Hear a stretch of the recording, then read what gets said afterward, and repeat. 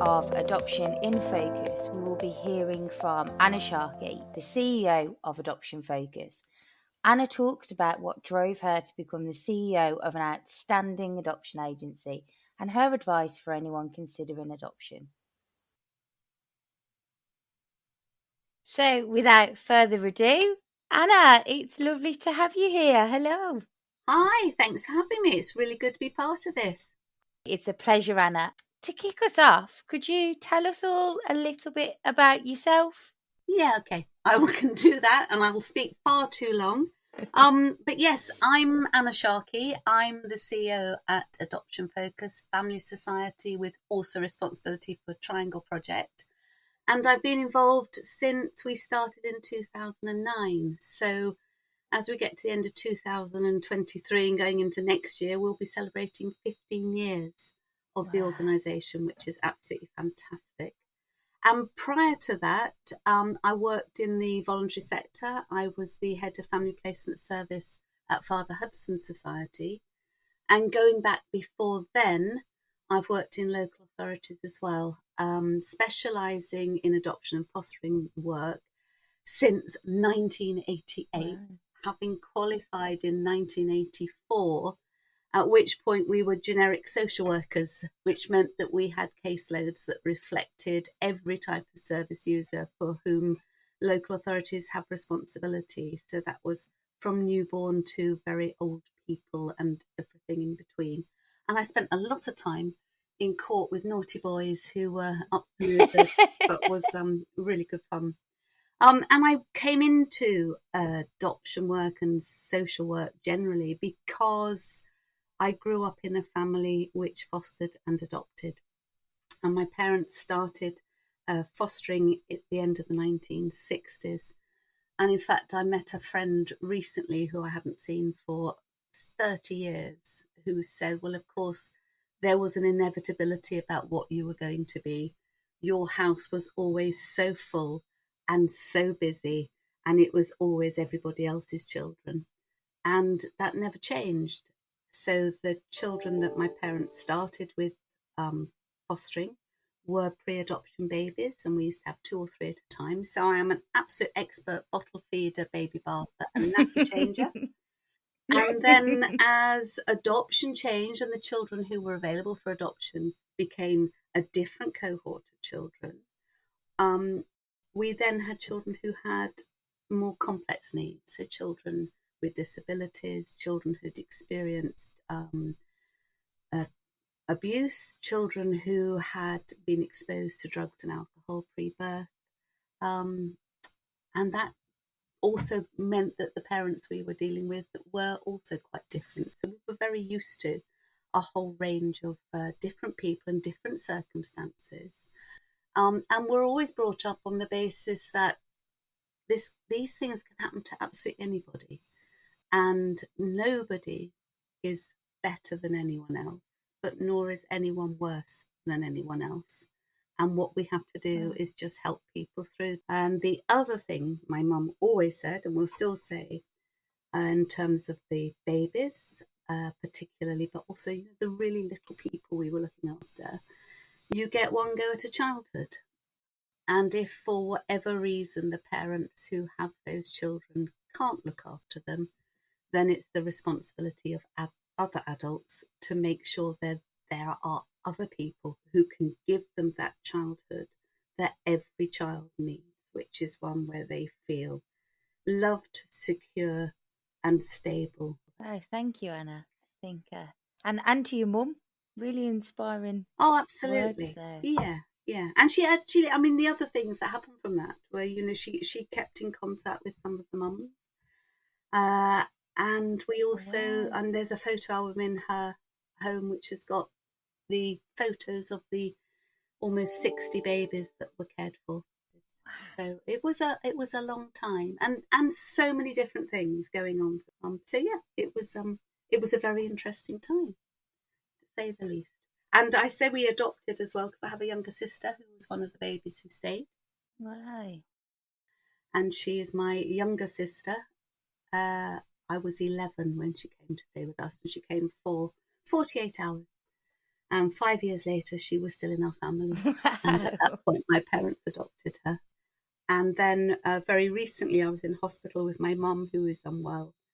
And she arrived, my sister arrived at the hospital, and I thought she'd come to see my mum. And she'd actually come to see our foster sister, who was also in the hospital. And she's the last child my parents fostered. And Alex came to us when she was 36 hours old, and is now in her early 50s.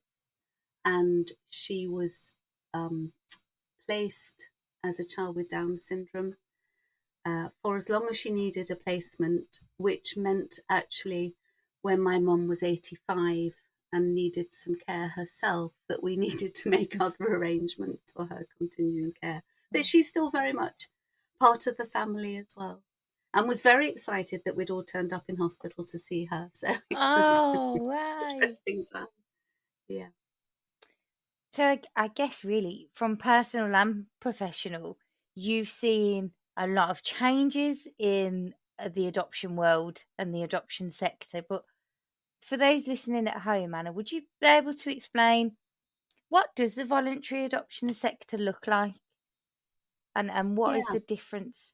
Well, the reason that there is a voluntary sector goes back to where adoption started in this country. So there have been over forever people looking after other people's children as necessary, and the process of adoption as a legal process didn't become part of the law really until the 1920s.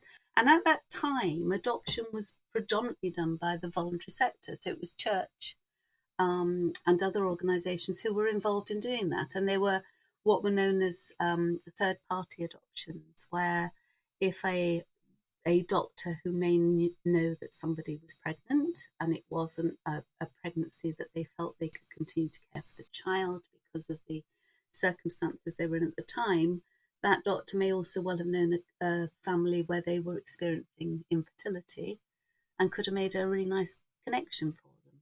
And those sorts of things would happen. There were, of course, children's homes and mother and baby homes, and circumstances in which, certainly during that period and continuing, and in fact continuing during the time that my parents were first fostering, the young women who did not keep their babies because illegitimacy and all of the circumstances around being able to care for your child and manage their upbringing is something that was much more difficult.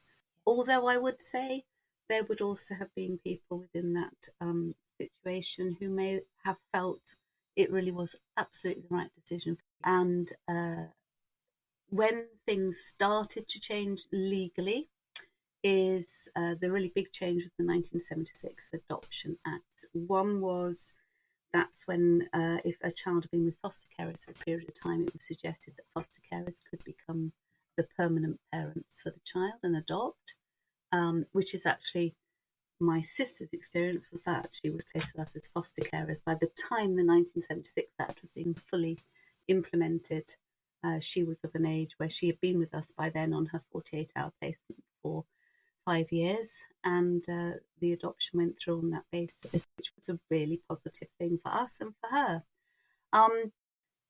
The other thing it did was move the statutory responsibility for adoption into local authorities. And it also is the piece of legislation that said that anybody who was adopted had a right to know that and could access their birth records. That's huge. And was a really important piece of legislation and very interesting because it was retrospective. And that meant that anybody adopted up until that point who may well have thought that nothing would ever come of that. So those birth mothers who were told, your baby will be adopted, we don't need to talk about this anymore, and off you go. Wow. And adopters who were told, bring this child up as your own, nobody needs to know this. So of course, everybody does know this. I always remember the adopters I placed a newborn with who said, of course our child will grow up knowing they're adopted. Even the milkman knew. Because suddenly there was a newborn baby in this house and I hadn't been pregnant. Yeah. It was There is obvious, that. but, Yeah. you know. So let's talk about this because it's a good thing. It's It not is. something that should be hidden. But what was also the case in the 1970s was that the expertise around adoption was in the voluntary sector. So there was a real push to keep the expertise that existed in the social workers that were working in the voluntary sector, and the voluntary sector being it's charities, it's not-for-profit organisations, and the legislation is very clear in relation to adoption. You can only provide adoption services if you are either a local authority or you're from the third sector. So that is that's who the voluntary adoption agencies are, which is really good as well. This is about this all being about the children who need placements. It's not any other motivation there. It's purely about making good decisions for children.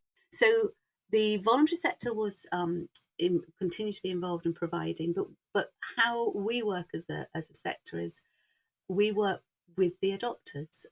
We are there to recruit, assess, approve, support our adoptive families for as long as it takes in their adoption family life. And the difference then is also that we do not have the statutory responsibility for the children because the legislation places that responsibility with local authorities who are therefore responsible for safeguarding children on a statutory basis and in making care plans for children where they cannot stay in their family of origin. And we then work with our local authority colleagues to make placements on their behalf with our adopted families. And that's across the nation, isn't it, Anna? The local authority colleagues. Is that? Yes. So, the other thing that has happened with the local authorities is that the push from government has been to move local authorities into regional adoption agencies. And the basis for that is that a group of local authorities in a particular region will work together to provide adoption services and make placements for the children that are cared for by the local authorities that then form the regional adoption agencies. And we work with them. Those regional adoption agencies are across the country. And then there is a slight variation as well in terms of how things work in Scotland and Wales. And but we will still make placements from across the country, and it includes we have placed children from Scotland and from Wales as well. Thank you. I don't know if you must have heard of many myths about adoption, Anna, but I wondered if you had any that stood out to you that we could kind of myth bust at all. I know one for me is, that people believe adopting a child, they'll never feel like your real child, you'll never feel like a family. I wondered if you had any that you'd had experience of. Well, I will start with answering that one really, because I remember years ago, my mum was interviewed for an item on Women's Hour. Why? And and they chatted about parenting and about fostering and about what it felt like because she always said, looking after other people's children is a huge responsibility, and that's what she always knew she was doing as a foster carer. As an adoptive mum, she said she could always say with absolute certainty that her feelings for her children are the same. There is no difference. And she says that she can say that with confidence because she has 4 birth children and an adopted daughter, and then a long-term fostering daughter as well, Alex, who she can, is still part of the family. And I think there's that whole sense of how we make connections and who we feel connected to. And I think one of the other things that follows on from that is adopters feeling about is that sense of claiming their child and of ownership and feeling that they are their parents. And I think the way to look at that is I don't feel owned by my parents. I feel I belong to my family in the same way that I don't own my children, that they belong to my family. And I think that whole worry about how am I going to feel and what's it going to be like and is this going to be different, all our relationships with everybody we're in connection with will have variations on them depending on who the person is and how they fit in with our lives and what we do. So I think that there's that whole sense of who those people are and how we work and having confidence in ourselves and what we can do, and that motivation about why do I want to be a parent? Yeah. Because all parenting is demanding and challenging, and it's different. It changes over time as well. And we know that our children change over time because just look at what we've done ourselves. You know, we're not the same people now as we were 10 years ago or 20 years ago. And that time that we grow up is just so huge, and it's just absolutely enormous. But I think there's huge myths out there that people, and I think the way we think about those is when we think about people making that first contact with us. And I always work on the basis that somebody either sending us an email or less often now, but might pick the phone up. But other than that, attending one of our regular information events, that worry about, they're going to ask me about this because this thing is going to be the one thing that's going to be a problem. And the minute we ask it, the defence goes up. And the person isn't aware or may not realise that it's something we're asking everybody. Yeah. And what I mean by that is, so if you've got somebody who was in a relationship in their early 20s and they got married and the marriage failed after a couple of years, and they're going to think, oh, no, you're not going to take, if you're divorced, that's a real problem. We're going to ask everybody about previous relationships, and we are going to ask people about why they came to an end, and we are going to want to know what went on. But that's because we're here to make sure that wherever a child goes to live is going to be safe and secure and loving. And if somebody's got a worry, we need to know about that. But if the adopter, the person thinking about adoption, has got a worry about what they're going to say or what we're going to say, ask us about it. Because there'll be loads of other people out there ready to say something that's going to really concern them. And I spoke to some at the end of last week, and he said that some years ago he had gone to an information event, and him and his wife had walked in and felt so positive about it, this hugely important thing they'd done.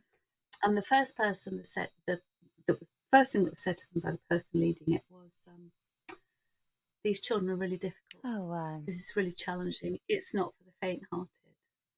And he said, by the end of it, I was thinking, well, that's it then. We can't do this. Oh.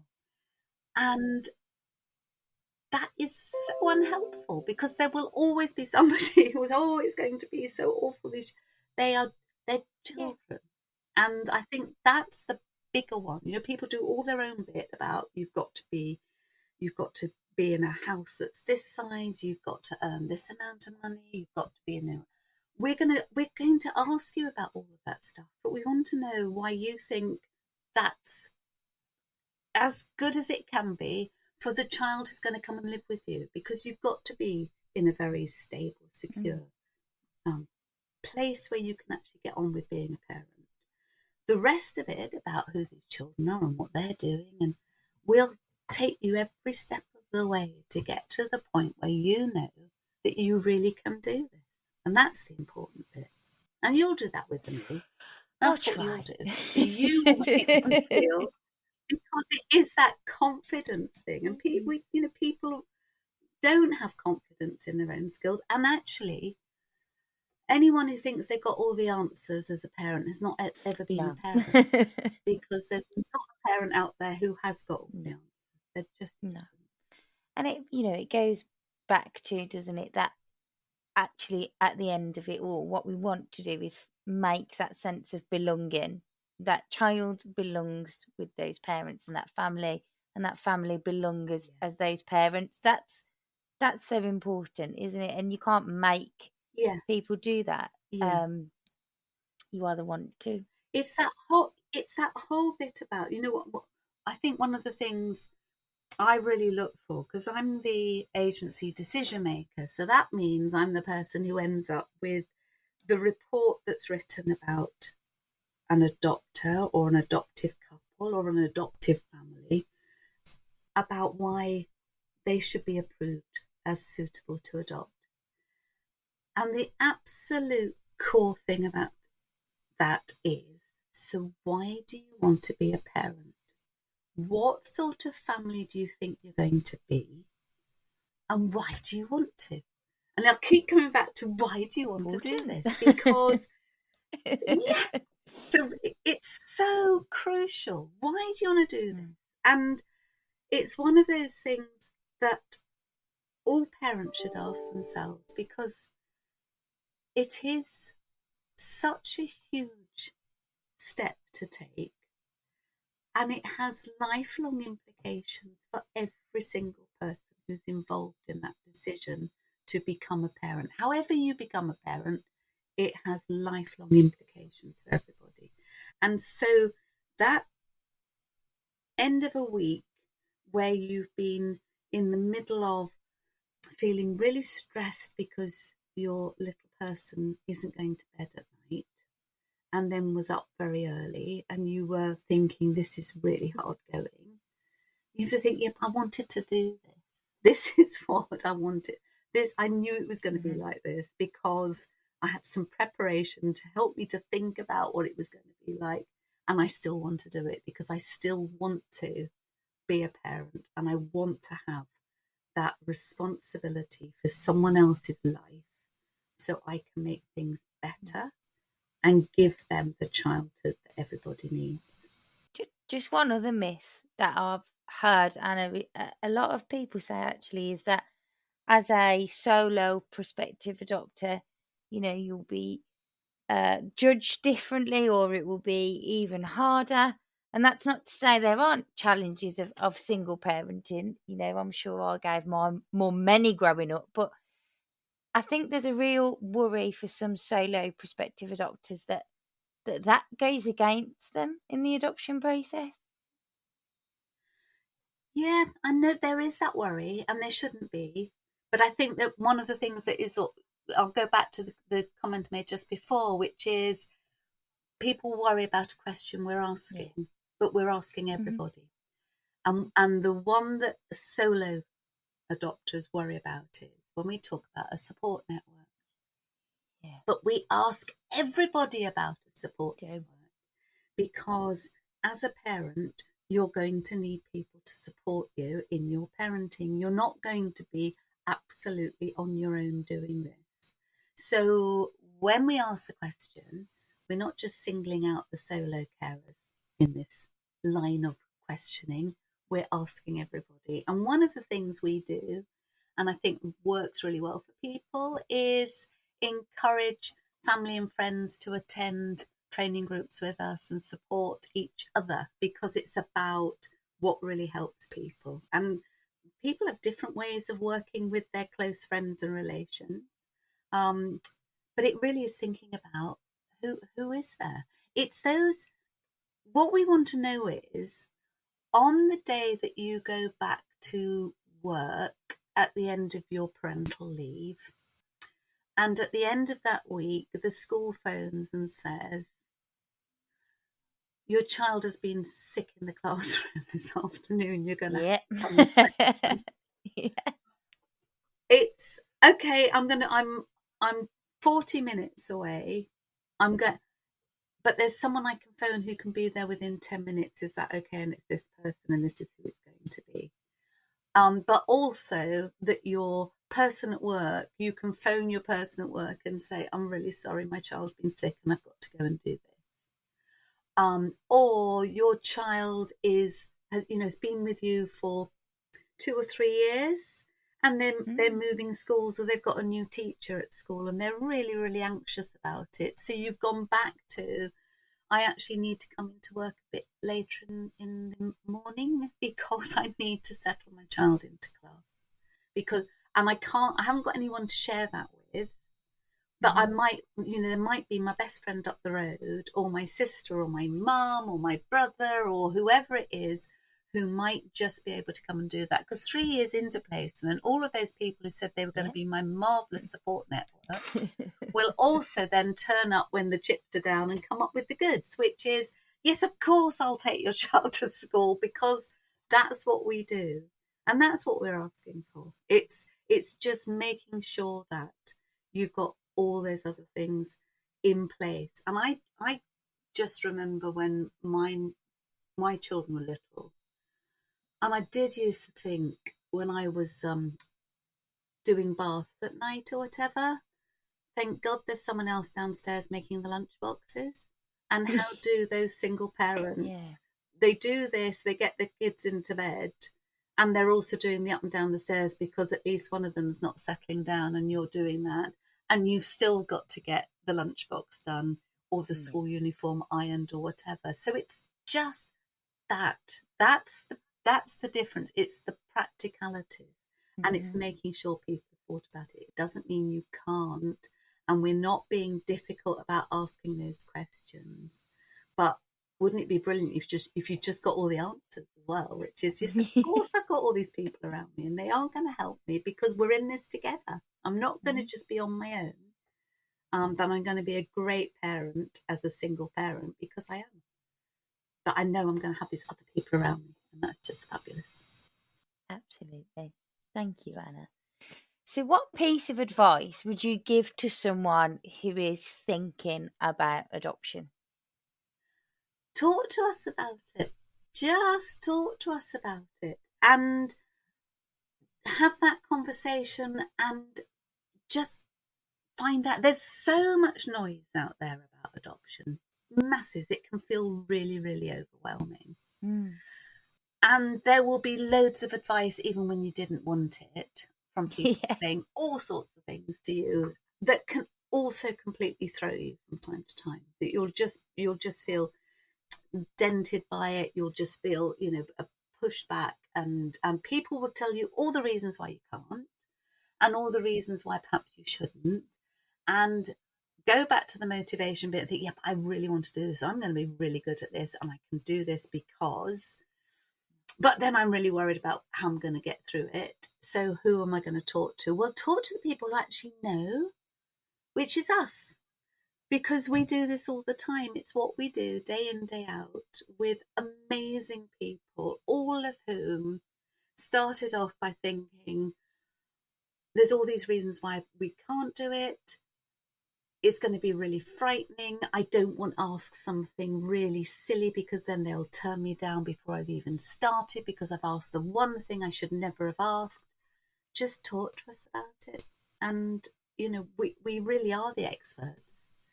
But what happens during the adoption process is that those prospective adopters become the experts with their children. And that's brilliant. And that's what we can do. So, thinking about adoption, made a decision. Would it be helpful for people at home to know a little bit about the children waiting for adoption? Yeah. So I mentioned before that the children are the responsibility of local authorities, and that's a legal requirement. They have statutory duty of care to them. And I did mention that local authorities are involved in safeguarding, making decisions about when children can or cannot stay in their families of origin. I would add something to the bit about safeguarding before Leigh reminds me of this, which is that, of course, safeguarding is all of our responsibilities. So, of course, if we ever had concerns, we would refer them straight back to the local authority. But in terms of the children who are referred to us, local authorities have a duty of care to birth families and to family life and retaining children wherever possible in their family of origin, which means that the children who are available for adoption will be children generally where a local authority will have already worked quite some time with the family of origin to try and enable the child to stay in that family, which means that the families where the children are coming into adoption will be families where there will be quite often a number of difficulties which have been too challenging for the local authority to support the family to overcome, which means that the child can then not stay in that family, which means, therefore, that the children who we are asked to place will be children where they will have had experience of abuse. Often it's about chaotic lives and neglect. So parents who aren't able to get their children into a routine, feed them well, keep them safe, keep them in an environment that is hygienic and meets their basic care needs. We also have children where that chaos has started pre-birth. So you've got children where parents may be involved in drug misuse and alcohol misuse, which will obviously impact on their own health, but also on that of their developing baby. Families where there are complicated relationships, where domestic violence may be part of that, which means that children may have been exposed to difficult circumstances in the family and been aware of that, those really unpleasant arguments and violence and, again, chaos. So children who've experienced chaos, neglect and difficult early start in life. If it was possible to sort those things out, the local authorities would do what they can to sort that out with as much support to the birth family as possible. Where it can't happen, those children will be removed from their parents' care. Now, some of those children will have quite a lot of memory of what's gone on, but we also have families where we may have 2 or 3 children or 4 children where the relationships between the brothers and sisters are really important and we want to maintain those. So we're looking for adopters who can adopt a whole group of children, the older ones of whom will have more experience of and memories of those difficulties, because the younger ones are more likely to have been removed either at the point of birth or very shortly after, when the accumulation of 2, 3, 4 children has become another step too far for birth family members to cope with. We also have children who have disabilities, and where we have families where mental health difficulties may have been a factor in the reasons why parents cannot look after their children, or learning difficulties and other health problems that have made it impossible for them to care for their child, or the child themselves has got health problems or particular developmental needs that need additional support from their parents. And then, therefore, who are these children? Well, they're just little people, really, and of all types, with a range of experiences, who often have had the most difficult set of circumstances in their start of their life. And adopters do something absolutely immense by actually parenting and providing everything that that child needed but could not get in their family of origin. So that's who they are. They are delightful, and they also can run people ragged. So we also and obviously, they're kind of like every other single child there is, and some. So there's the other stuff that comes with it, which will be to do with those early life experiences. But I think, what we also have to remember is nobody's family life is straightforward. And I think it's always useful to ask adopters to think about what's going on in your family and friends. What else has gone on? And I think I had some years ago, an adoptive family, and their son, who was then, I think he was about 15, and he was delightful. He was just one of those. He'd just got these amazing survival skills. Really, he was really cheeky, quite naughty. He'd been placed with them when he was 7, So he was an older child, which when you look at 7-year-olds, they're not very old. No. When you're an adopted child, that's considered quite old. And he was just utterly delightful, but also forever getting into the odd scrape here and there. And one of the things he was doing was going up to the park when he should have been at school with a whole group of other kids, and they were sitting under the trees, having a smoke and having a drink, which they shouldn't have been doing. They were not. They should have been in school, apart from anything else. And at the end of it all, his mum said to me, because she started off by saying, "I'm just a bit worried because he's doing this. You know, the school are trying this, da da da." She said, "Yeah." And he's always the first to say he was there and he did it. He will take the blame for every other child as well. And then at the end of it, she said, I just need to ask you, is it because he's adopted?"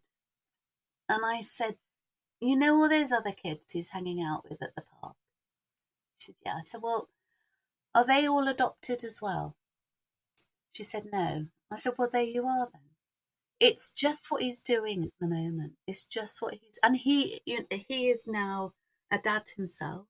Oh, wow. So they are grandparents of, I think they've 2 grandchildren, and which is just brilliant. You know, it's all, so it carries on. It carries on. She, when I say they can run you ragged, he definitely runs you ragged. But she go back to, why did I want to be a parent? Why did I want to adopt? What was that about? What did I think it was going to be like? And we've had a lot of laughs along the way, but he's driven us mad at times because I didn't want to be the parent at every open evening with the queue growing behind me, because the teachers needed to have a bit of a longer word with me because, he was up to something. But he was a lot of fun as well. And, they are grandparents now, and he will be 32 in January. I can think how, yeah. Wow. And that's the lifelong bit as well. That's the lifelong bit. It doesn't stop at any time, which is the other reason that adoption is so important for those children who cannot go home. Because as a care outcome for children, we know it provides them with so much more than some of the other care options that are out there. And I'm, in comparison with, if you're a child in residential care or you're a child in foster care, it will come to an end. Yeah. It's the bit that grandparents, that's the next generation. That's what success looks like. This is family life. Does he feel he belongs to them? Do they feel the grandchildren are there? Absolutely. This is our family. It's our stake in the future, and they got a future because those parents continue to be there. And I've said about, he run them ragged. They're the sorts of things that, when children can get into difficulties in their teens, and they're the sort of times when a child in foster care replacement might end, because, they're conditional. Yeah. As parents, we're unconditional. You're here. You're not going anywhere. You're here. And so are we. So we're here to sort things out, because that's what we all need. Someone who's going to be there for you, who knows you, got to know you. And that's the family bit. So you go back to, how do I feel I belong? How do I feel that this is my family? It's that investment, isn't it? It's that the motivation and the investment, and then the continuing care, which is just brilliant. The stickability. Absolutely. Yeah. How would you describe the adoption journey for prospective adopters? Well, I suppose it's as varied as every single adopter. Yeah. So when you were talking earlier about the myths and the things that are out there that people think, so one of the myths, or one of the self-perpetuating myths, is it's a really difficult, really intrusive, really lengthy process. Mm-hmm. And then you unpick all of that. What is it actually about? So if you go back to and I know I'm going to keep doing this, the motivation bit, Mm-hmm. before it even starts with us, people have already been through some sort of process of their own. And that will also be very varied. Yeah. And it's very, very varied. So that's everything from a couple who have experienced infertility, who have experienced perhaps 2 or 3 miscarriages, who have had the huge disappointment of not achieving the pregnancy they thought they were going to have. So, however they have dealt with that whole process, what their experience of that has been, how they've lived that experience themselves as a couple with their family, with the medical people who have got involved, and the decision making process they themselves have gone through. That's something that will be unique to them, but similar to that of other people. There will be other people who come to us as single adopters, some of whom have done that as a very active choice because that's absolutely where they wanted to be. They have no intention of getting involved with somebody else. They're quite happy in their single life, and it's what they're going to do. It's going to be marvelous, and that's great. And it's their first choice, and they're really thinking about doing this process in that way, but might have all the worries about what are they going to make of me as a single adopter. But we also sometimes have single adopters who have maybe had a long-term relationship that has ended, and at the point at which it has ended, they're getting to a point of thinking, I'm not going to have time to get into another relationship where I'm going to have the confidence to feel that we've got time to have a birth child. So there may be disappointment and huge sense of loss about a relationship that didn't pan out as they had hoped. And that will be unique to them, but not unheard of. It's not uncommon. It's not, but it can, it's a different route in.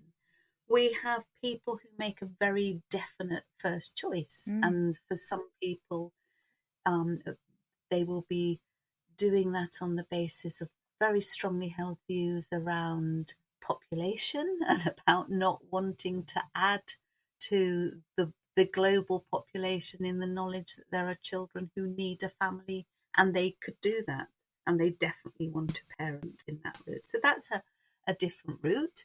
And we also have same-sex couples who come to adoption as their first choice and will have had a very specific journey about how they've reached that point in a relationship and how that has also fits within their community, their family life, their work and their employers, and how they've reached that position in their life and how that's panning out amongst the people that they know who are going to support them. And we have people who have their own health difficulties, people who may have been advised not to have a pregnancy because of health difficulties, or people who may worry that their health condition may prevent them from coming forward as an adopter. It's huge. So before they've even started, that's who we've got coming through the door, and also people who may also have thought or may have made a tentative inquiry and felt rebuffed. They may have not had the answer they thought they were going to have, or the welcome they thought they were going to have, or may have felt put off and are feeling a bit fragile because of that, a bit anxious and a bit concerned. And there is that whole bit about being judged. And the problem is, and we can't escape the fact, what we are going to engage with people is an assessment. But the assessment is about who are you? Why do you want to adopt? And what about your circumstances, which means that if we place a child with you, they're going to get the best go at having a childhood that we could actually achieve for them. So are they going to be safe? Are they going to be secure? Are they going to be loved? Are you going to be in a stable situation to manage this? So the process from coming in the door and asking the questions, and then relaxing into, we're doing this because we need to. And part of that is there's a whole regulatory framework that we have to abide by. But the other part to that is we need you to feel absolutely confident that you can, on the day that your child is placed with you, close the front door and begin your life together. Yeah. And we've got to get you to that point, which means that the process that we engage with you is working to ensure that you've got a knowledge base and a skill set, building on what you're bringing with that already and the experiences that you have had, to get you to the first point where you contacted us, so that we can get you to the next point where we're saying this person is ready to have a child placed with them, and then get on with the rest of your life. Which, that bit sounds quite straightforward, and of course it isn't. Because there's other We bits. can just leave it there. We'll just leave it at that bit. Yeah. But it's also, the whole bit about the preparation groups, the opportunities to meet with other adopters, the information that's out there, that can feel very overwhelming, but the way that we can steer you in and to that information that's going to help you and to make things as good as they can be for you, and then put you in a position where you're feeling okay about making decisions about, this child looks like the child I could parent. Because that bit of the process, I think, is the one that people find really hard. Yeah. Because you are in a position where you may be having to say, I can't do this. This is not the child that we feel we can parent. And we will absolutely give you permission to do that, because we're not setting you or the child up to fail. No.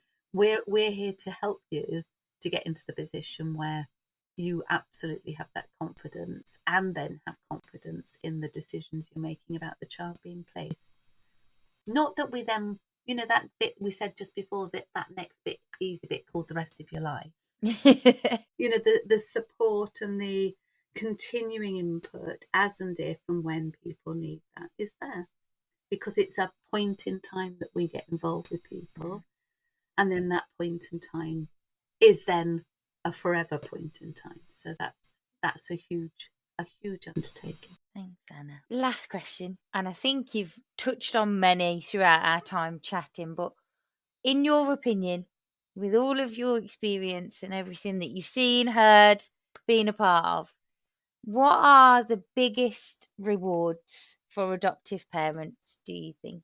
I think it's that whole achievement of becoming a family. Yeah. That families come in all shapes and sizes. One of the omissions I made before, of those that come, we also do get those people, of course, who've already got children, either as adopted children or birth children. They just love being parents so much they're going to do it again and extend their family through adoption, which is just fantastic. I spoke to one of our social workers last week at our Christmas lunch, who's worked with us now for 10 years and is a very, very well established social worker, been doing this forever and ever, and said in the last 10 years that they've worked at Adoption Focus, it's the time when, as a social worker, they feel they've achieved the most, because it actually makes a difference. It makes life better for children, because they actually get the childhood they need and the family life that will secure them and ground them to the extent that they can embrace adult life properly. And it also achieves for the adopters what they want, which is family life with children with whom they can move forward as a family. And that's what it does. It makes that huge difference, and it just makes things better. And that's why I then have to go back to the motivation, because on the day you're having a really bad day, you have to think, yeah, but I've made things better. Yeah. Things are better. This is so much more than it could have been for this child. And we've done that. That's what we've achieved. And by we, I mean these adopters, because they are just amazing. They are just amazing. And for a long established, been social worker for 40 odd years, saying the last 10 years have been the best ever, because it's made such a difference, and it's just brilliant. That's just brilliant. And we've got fabulous people, Yeah. haven't we, Leigh? We really, really have. Just an amazing team of staff, and then an amazing growing family of adopters who are the experts, and just time and time again, just do so much, just make it so much better. They make a difference, don't they? Anna, thank you so much. It's been so lovely to talk to you. It's been an absolute pleasure. You know, I can always talk to you. No, not at all, but we can do some future episodes. There's a few things I heard and I thought there's a topic. So thank you, Anna, so much. It's been a real pleasure. Thank you so much to Anna for taking the time to talk about her experiences within the adoption sector and helping to bust some of those common myths. We'd love to hear what you think about this episode, or if you have any topics you'd like to hear us cover, please email in to podcast@adoption-focus.org.uk.